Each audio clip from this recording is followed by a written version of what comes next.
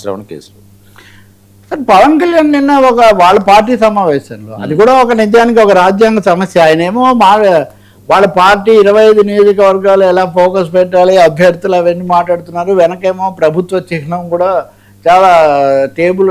జనసేన గుర్తుంటే ఏ సమస్య లేదు కానీ అది ఉంది. బహుశా అన్ని కలిసి వచ్చాయని తెలియదు కానీ ఆయన ఒక సుదీర్ఘమైన సోషల్ మీడియాకి సంబంధించి భావ ప్రకటన స్వేచ్ఛ అన్నదానికి కూడా పరిమితులు ఉన్నాయి. విమర్శలు ఇవన్నీ కూడా చేయొచ్చు కానీ మీరు వ్యక్తుల మీద మతాలను గాయపెట్టే లేకపోతే మత భావాలను చేసేవి లేకపోతే దుర్భాషలు ఇట్లాంటివి చేస్తే మటుకు మేము సహించేది లేదు. వీటి మధ్య ఎలాంటివి కూడా రాకూడదు. వీటి మీద మేము గట్టి చర్యలు తీసుకుంటాము. దీనికోసం ఒక టాస్క్ ఫోర్స్ ఏర్పాటు చేస్తాము. సోషల్ మీడియా మిస్యూజల్ దుర్వినియోగం అనేది ఆపడానికి అని చెప్తున్నారు. ఆయన చాలాసేపు చెప్పారు. ఒక విధంగా ఆగ్రహం ఆవేశం కూడా కనపడ్డాయి. దానికి తగినట్టే అక్కడ కొన్ని అరెస్టులు కూడా జరిగాయి కదా. నిన్న అరెస్టులు ఇవన్నీ జరిగిన నేపథ్యంలో ఆయన చెప్తున్నారు. అసలు రాజ్యాంగమే ప్రాథమిక హక్కులు భావ ప్రకటన స్వేచ్ఛలో కూడా public health, peace and harmony, శాంతి సామరస్యాలకు, ప్రజారోగ్యానికి, దేశ సార్వభౌమత్వానికి ముప్పు కలిగితే ఎవరు ఏం చేయకూడదు. అందులో రెండో అభిప్రాయం ఏం లేదు, అది ఉంది. కానీ నిబంధనలు ఉన్నాయి కదా, సోషల్ మీడియా నిబంధనలు, మీడియా నిబంధనలు, పరువు నష్టం చట్టాలు ఇవన్నీ కూడా ఉన్నాయి కదా. ఒక సార్వత్రికంగా సోషల్ మీడియా వార్లాగా మీరు ఏదంటే అది చేస్తే కుదరదని ఒక ప్రత్యేకమైన ఒక హెచ్చరిక తయారు చేయాల్సిన పరిస్థితి ఎందుకు వస్తుందనేది ఒకటి. రెండోది, ఇది రెండు వైపులా ఉంటుందా, ఇది అందరికీ వర్తిస్తుందా? అభిమానులు రెచ్చిపోయారని మనం అంటాం అనుకోండి. ఉదాహరణకు చాలాసార్లు ఇలా మాట్లాడవచ్చా సార్ అంటే ఏం చేయాలి, మీరు విమర్శిస్తే మా అభిమానులు దానికి వాళ్ళ ఆగ్రహానికి గురయ్యారు కాబట్టి అంటే రెండు విధాల ముళ్ళు పోయి అరిటాకు మీద పడినా, అరిటాకు పోయి ముళ్ళు మీద పడినా అని వీళ్ళు ఎక్కువ మాట్లాడినా తప్పే. వీళ్ళు మామూలుగా విమర్శించి వాళ్ళు ఎక్కువ మాట్లాడినా దాని మీద ఏం స్పందించకూడదని. ఇక్కడ సమస్య అంతా ఒకటే. తప్పకుండా మీడియా చట్టాలు ఉన్నాయి, ఐటీ చట్టాలు ఉన్నాయి, వాటిలో నియమ నిబంధనలు ఉన్నాయి. వాటి ప్రకారం వెళ్తే సరిపోతుంది. ఇంకా ప్రత్యేకమైన హెచ్చరికలు, ప్రత్యేకమైన టాస్క్ ఫోర్సులు ఇవేమీ అక్కర్లేదు. ఉదాహరణకు జగన్మోహన్ రెడ్డి హయాంలో రంగనాయకమ్మ, డాక్టర్ సుధాకర్ ఇటువంటివి వచ్చినప్పుడు వాళ్ళు ఇవే చెప్పారు కదా, చేయకూడదు, చేశారు, అదే తప్పని విమర్శించారు. మరి అలాంటిది ఆ సూత్రం ఇప్పుడు కూడా వర్తిస్తుంది కదా.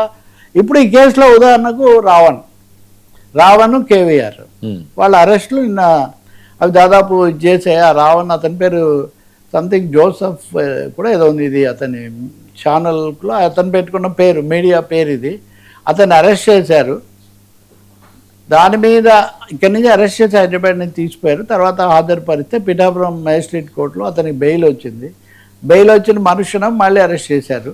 వేరే అంటే కోర్టు ఏం చెప్తుంది, ముందు నోటీస్ ఇచ్చి అరెస్ట్ చేయాలి కానీ ఉన్న ఫలానా అరెస్ట్ చేయడము ఆ తర్వాత స్టేషన్లో అలా కొనసాగించడం సరికాదని కోర్టులు ఇప్పటికి చాలాసార్లు చెప్పాయి. కాబట్టి పవన్ కళ్యాణ్ గారు చెప్పినా ఎవరు చెప్పినా ఆ నిబంధనల ప్రకారం చేస్తే ఏం సమస్య లేదు. ఇప్పుడు ఉదాహరణకు ఈ రావణ్ కేసే తీసుకుంటే మీరు అలా చేసుంటే కోర్టు విడుదల చేయదు కదా. అంటే నిబంధనలు ఉల్లంఘించారు. పైగా ఇక్కడ అదనంగా ఇంకో చోటు నుంచి తీసుకోవడం కూడా.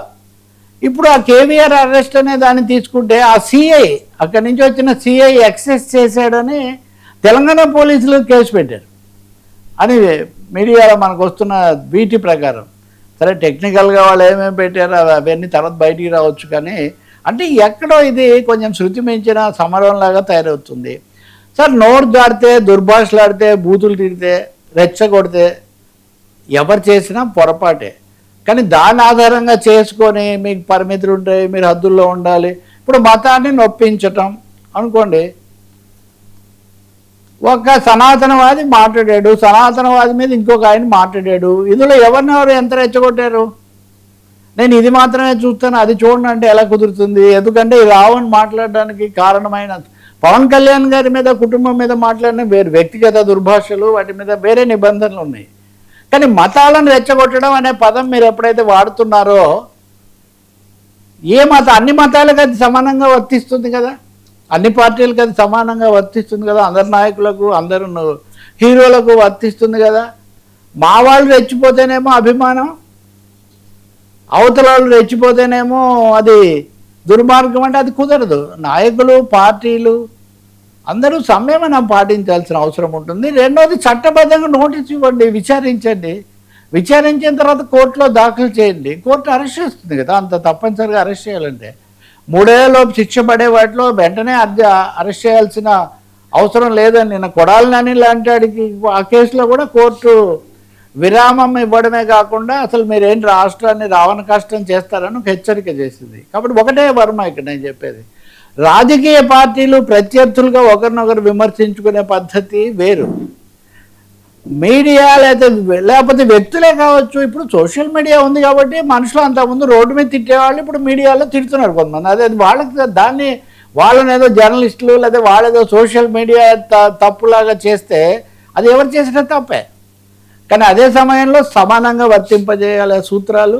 రెండవది హక్కులకు పరిమితులు ఉన్నాయి, పరిమితులు ఉన్న హక్కులు కూడా ఉన్నాయి. మీరు హక్కులకు ఉన్న పరిమితుల గురించి మీరు చెప్తున్నారు, కానీ పరిమితులతో కూడిన హక్కులైనా ఉన్నాయి కదా, ఆ హక్కులను ఎలా గౌరవిస్తున్నారు అన్న అంశం ఇప్పుడు సరలో కూడా అదే సమస్య. సరలో ఓటు హక్కు అనేది రాజ్యాంగం ప్రాథమికంగా ప్రతి వయోజన సార్వత్రిక ఓటు హక్కు మనకి ఇచ్చింది. దీన్ని మేము పరిశీలించవచ్చు అంటే పరిశీలించవచ్చు, కానీ కొండ నాలుగు మంది అయితే ఉన్న నాలుగు ఊడిపోయింది అన్నట్టుగా అదే తప్పును సరిచేయబోయి అంతకంటే పెద్ద తప్పు చేస్తే ఎట్లా? ఆయన నేర నేపథ్యం ఉన్నాడు కాబట్టి ఆయన నేను తీసుకొచ్చి అసలు స్వర్గానికి పంపిస్తాను లేకపోతే అంటే ఇంకేముంది, అప్పుడు ఇంకా పెద్ద నేరం కదా అది.